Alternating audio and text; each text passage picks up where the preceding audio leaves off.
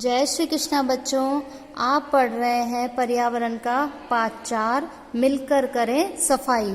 और इसमें मैंने आपको बताया था कि जहाँ भी गली मोहल्ले में साफ सफाई या गंदगी हो तो इन सब की जिम्मेदारी भी हमारी होती है। हम अपने घर को तो साफ कर देते हैं, लेकिन वह कचरा कहाँ फेंक देते हैं? गली मोहल्ले में। तो उसकी जिम्मेदारी भी हमारी है कि हम कचरे को जहाँ पे कचरा पात्र बना है वहीं पर डालें, तो ये चारों ओर गंदगी नहीं फैलेगी। अगर हमारे चारों ओर से हमने कचरा नहीं हटाया तो वहाँ पे क्या होगा? कचरे के ढेर लग जाएंगे, वहाँ पे कीटाणु हो जाएंगे, मक्खी मच्छर फैलेंगे और उससे हमारे बीमार होने का खतरा भी बना रहेगा। और मैंने आपको ये भी बताया था कि कुछ चीज़ें ऐसी होती है जो हम उपयोग में ले लेते हैं लेकिन फिर हम उसे फेंक देते हैं, लेकिन कुछ वस्तुएं ऐसी होती है जिनका हम वापस से उपयोग कर सकते हैं, पुनः उसका उपयोग कर सकते हैं।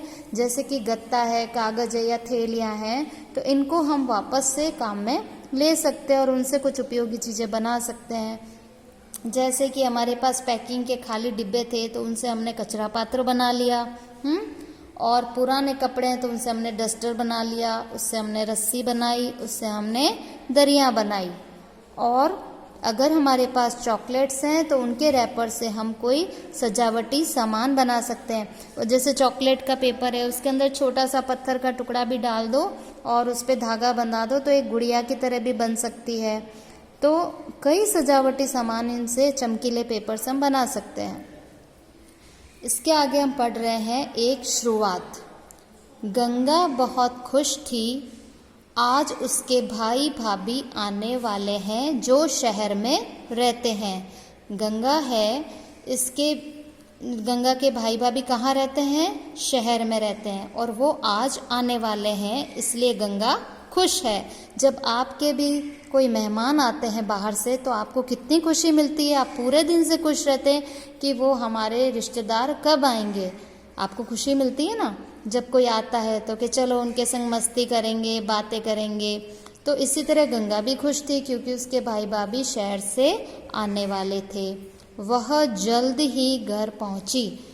गंगा को जल्दी हो रही थी घर जाने की क्योंकि उसे खुशी हो रही थी कि मेरे भाई भाभी आ रहे हैं।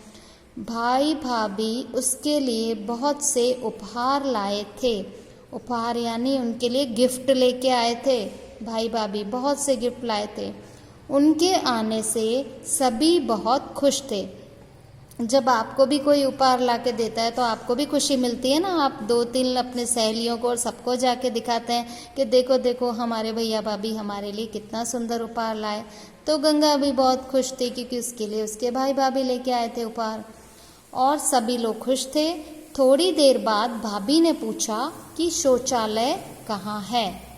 भाभी ने क्या पूछा कि शौचालय कहाँ है, मतलब टॉयलेट, बाथरूम घर, टॉयलेट कहाँ बना हुआ है। तो गंगा ने बताया कि घर में तो शौचालय नहीं है। जैसे ही भाभी ने पूछा तो गंगा ने क्या कहा कि नहीं, हमारे घर में तो शौचालय नहीं है, हमारे घर में कोई टॉयलेट बना हुआ नहीं है। भाभी खुले में शौच जाने को तैयार नहीं थी।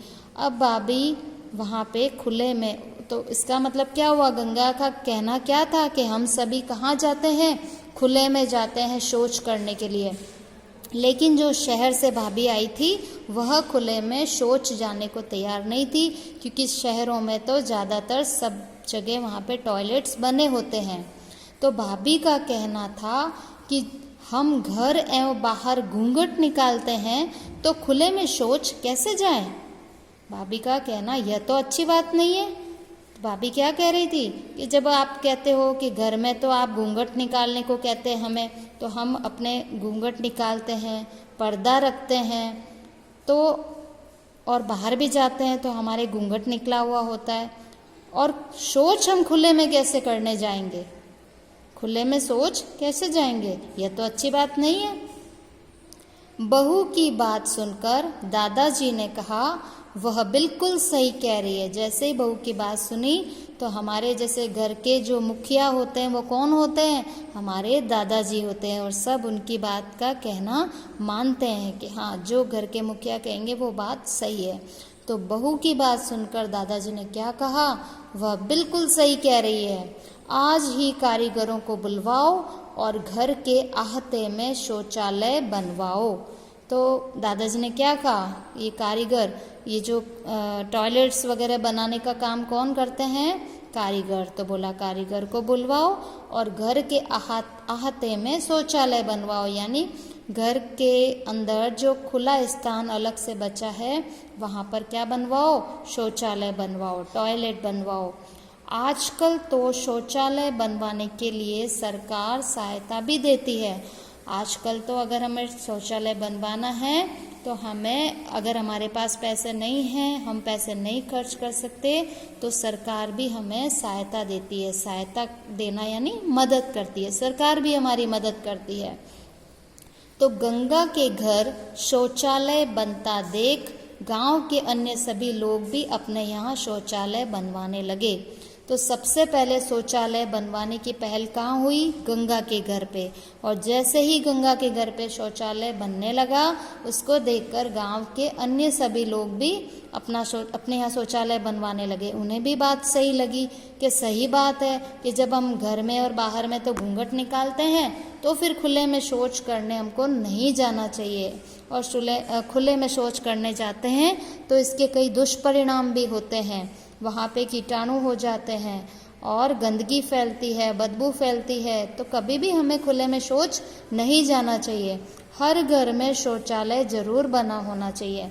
और ये बात बच्चों आपको भी ध्यान रखना चाहिए, क्योंकि आप भी ग्रामीण परिवेश के बच्चे हो। अगर आपके भी घर में शौचालय नहीं बना है तो आपको अपने माता पिता से कहकर शौचालय बनवाना चाहिए कि नहीं, हम खुले में नहीं जाएंगे। खुले में शौच जाने के कई बुरे परिणाम होते हैं। तो जिस तरह अगर कोई भी आप भी पहल करेंगे तो आपको देखकर आपके जो और भी पड़ोसी हैं या गांव वाले हैं, उनको भी आपसे प्रेरणा मिलेगी और वो भी अपने घर में शौचालय बनवाएंगे।